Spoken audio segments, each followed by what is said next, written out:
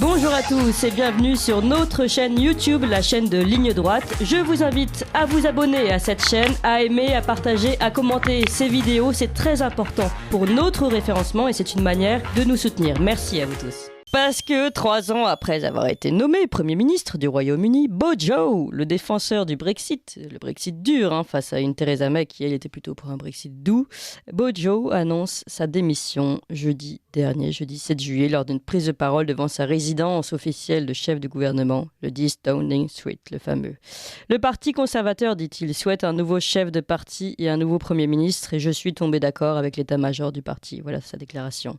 Il est triste de renoncer au meilleur travail du monde. Il est triste de renoncer, certes, mais ça devenait obligatoire car l'homme était sous pression. Les heures précédant sa prise de parole, Boris Johnson avait fait face à une vague de démissions au sein de son gouvernement. Une cinquantaine de personnes, ministres, secrétaires d'État, membres de cabinet, avaient annoncé ne plus vouloir travailler à ses côtés après la révélation d'un nouveau mensonge lié à une affaire d'agression sexuelle, l'affaire Pincher.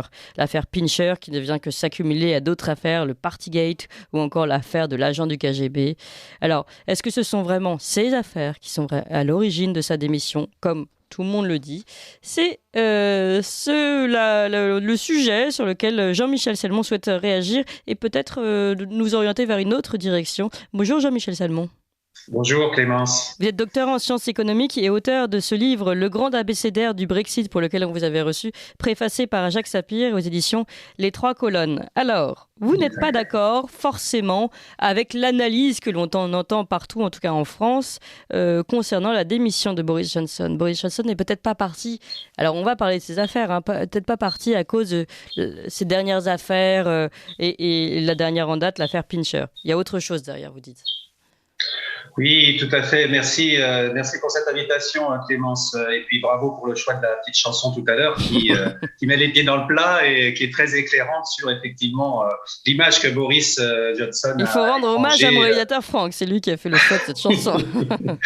Oui, elle est très éclairante sur l'image que depuis le premier jour de son arrivée à Downing Street, des médias pro-européens se sont acharnés à développer contre lui. Donc je passe le détail, mais donc effectivement en saisissant depuis le tout premier jour toute occasion qui venait, toute occasion n'était jamais assez bonne pour effectivement continuer à dégrader, à dégrader son image, dégrader le personnage. Alors c'est vrai qu'il y a eu ces mini-affaires, la plus importante, on va dire, qui a au sens où elle a fait défrayer la chronique très très longtemps, c'est le Partygate, oui. où effectivement il y avait eu quelques réunions de collègues, un petit gâteau d'anniversaire pour Boris Johnson dans des conditions qui étaient quand même relativement raisonnables, puisqu'il y avait pas tant de monde que ça, c'était assez éparse les présences dans le jardin de Downing Street. Et donc, mais ça a défrayé la chronique parce qu'effectivement, les médias n'ont jamais, et l'opposition travailliste n'ont jamais lâché l'affaire, le morceau. Alors, on peut faire juste un petit parallèle, Jean-Michel Salmon, sur la situation en France. C'est vrai que nous, on a vu plusieurs images, notamment alors que tout le monde était masqué, interdit de sortir, etc., de présidents faisant la fête à l'Élysée, chantant, dansant, etc. Bon, ça n'a pas, chez nous, ça n'a pas fait plus d'affaires que ça, finalement. C'est ça qui est étonnant. Ben exactement, on pourra faire le même parallèle avec l'affaire Pincher Gate, l'agression sexuelle, agression sexuelle, en tout cas comportement sexuel malvenu de la part d'un des députés qu'il avait promu au rang de député adjoint du whip, c'est-à-dire le fouet, celui qui est chargé de discipliner un peu le vote des députés au Parlement. Donc là aussi, ça fait écho chez nous à des affaires, y compris un ministre qui est toujours en place, pour ne pas le citer. Donc effectivement, tant qu'il n'y a pas de condamnation, même de plaintes déposées, etc.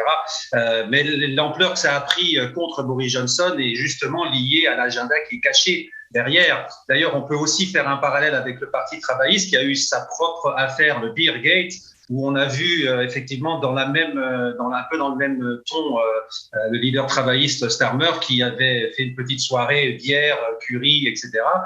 Dans un endroit clos en plus, qui, point de vue du confinement et de Covid, était pire. Mais finalement, les médias ne se sont pas acharnés contre lui. Et puis, le lendemain de la démission de Boris Johnson, il a été innocenté, on va dire, par la décision de police après l'enquête de police. Donc, là aussi, le peuple britannique qui est proche, qui est favorable à Boris Johnson, va forcément conclure que c'est deux poids, deux mesures.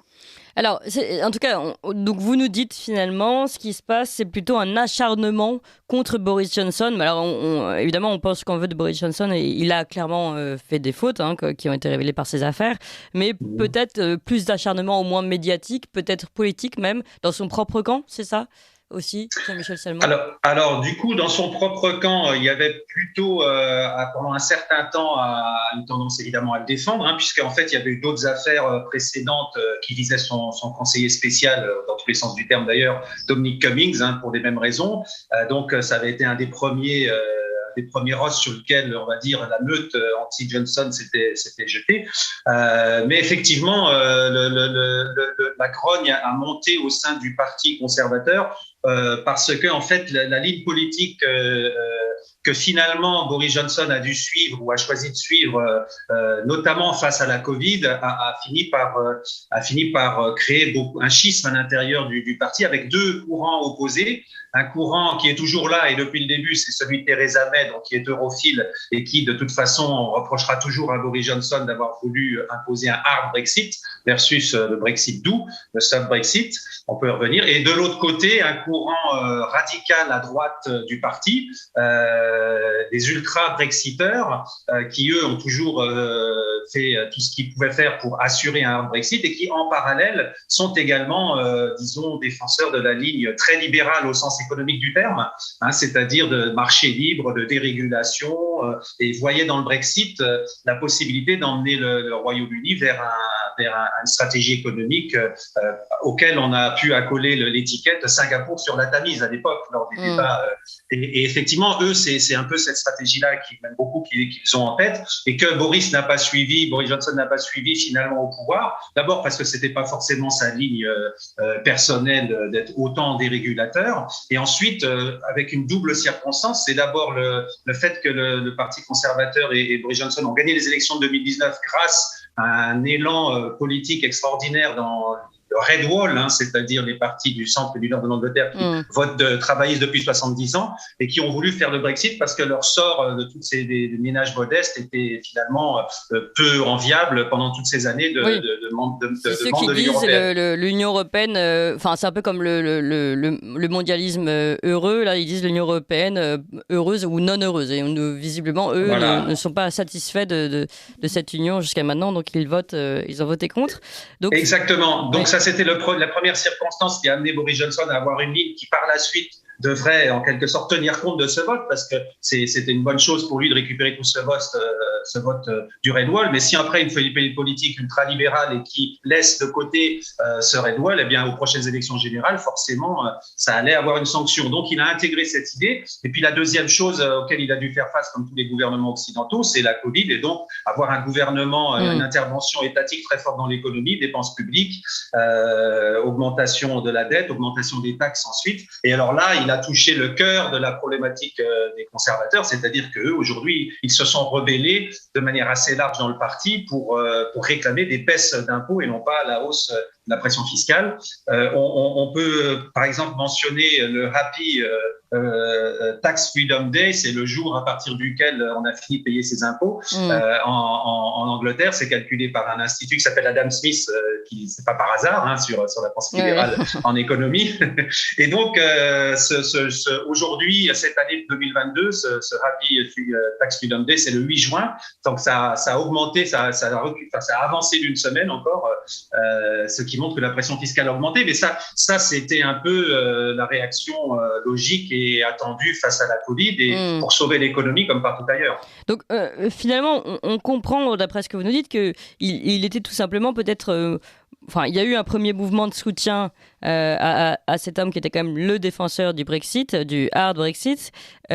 Aujourd'hui, entre les ultra-Brexiteurs qui n'étaient pas forcément satisfaits par sa ligne pas visiblement assez libérale, la ligne de Boris Johnson, ou alors ceux qui étaient pour le Brexit doux, tels que Theresa May, finalement, il était un peu pris en sandwich entre deux tendances fortes de son propre parti et il n'était plus forcément soutenu, quoi, c'est ça ? Exactement. Et puis, vous rajoutez à ça les ambitions personnelles de ceux qui se sont déclarés aujourd'hui à sa succession, qui ont fait le reste. Mais il faut savoir qu'effectivement, sur la partie europhile, le courant europhile du parti, donc la ligne Theresa May, etc., ils l'ont soutenu, faute de pouvoir imposer leur propre courant, quand en 2019, Boris Johnson a triomphé contre eux. Oui. Donc ce soutien était toujours... D'ailleurs, il y a une partie d'entre eux qui s'était rebellée de manière très frontale et ils ont été exclus du parti à l'époque. Leur carrière politique a été à tous pratiquement terminée. Et puis, il y a ceux qui ont avalé leur chapeau, comme on dit en Angleterre. Comme Theresa May, par exemple, qui a dû démissionner. Exactement. Oui.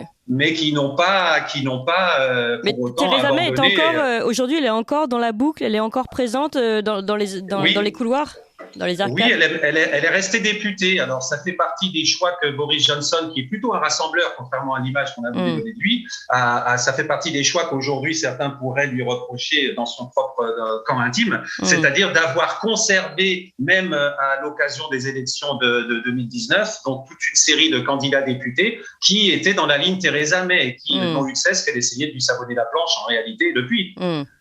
Alors, je voudrais juste, parce qu'il nous reste très peu de temps, qu'on fasse un petit bilan Boris Johnson. David Goodhart, vous savez, l'intellectuel anglais qui est l'auteur des deux camps, qui parle des somewhere, des anywhere, a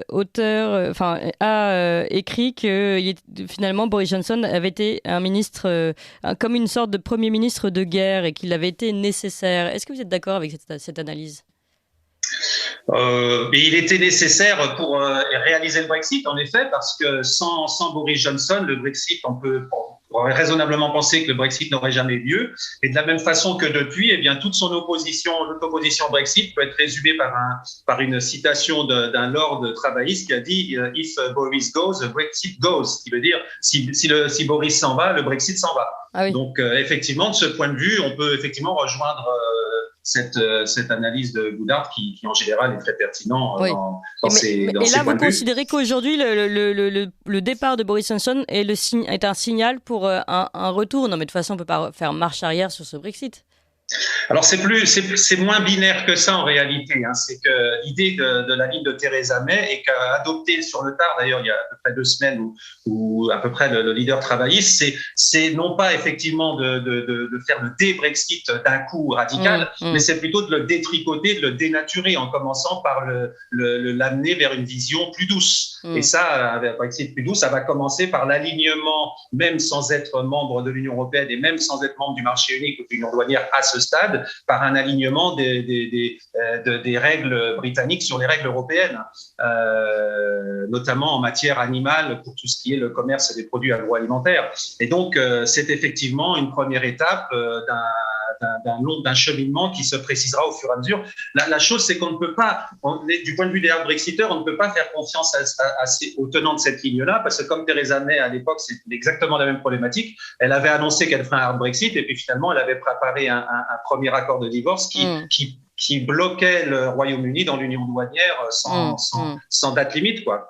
Oui, donc on risque d'aller vers une révolte de ceux qui ont voté pour ce Brexit dur et qui finalement ne se reconnaîtront plus dans les politiques actuelles. Révolte ou éloignement de la politique avec un effet, comme on le voit chez nous, d'abstention comme on l'a majeure. vu depuis le fait que notre référendum de 2005 n'avait pas été respecté. Exactement, Clément. C'est là-dessus, ce qui va vraiment être fondamental, c'est quels sont les 2 finalistes du concours, comme ils disent, de la compétition pour remplacer Boris. Si on a 2 finalistes qui, fondamentalement, malgré leur discours, relèvent plutôt de la ligne Theresa May ou sont prêtes à tous les compromis avec l'Union européenne, à ce moment-là, on aura un parti conservateur, à mon avis, qui souffrira s'inscrira pour terminer ce mandat. Et aux prochaines élections générales, on aura finalement 2 candidats qui seront, donc d'un côté le conservateur et de l'autre côté le travailliste, qui sont volontaires pour détricoter ce Brexit. Eh bien, merci beaucoup pour cet éclairage. Jean-Michel Salmon, je rappelle que vous êtes auteur du grand abécédaire du Brexit, préfacé par Jacques Sapir, et c'est aux éditions Les Trois Colonnes. Merci encore. Vous appréciez cette émission? Alors aidez Radio Courtoisie à en produire d'autres, en indépendance totale. Rendez-vous sur soutenir.radiocourtoisie.fr. Merci d'avance.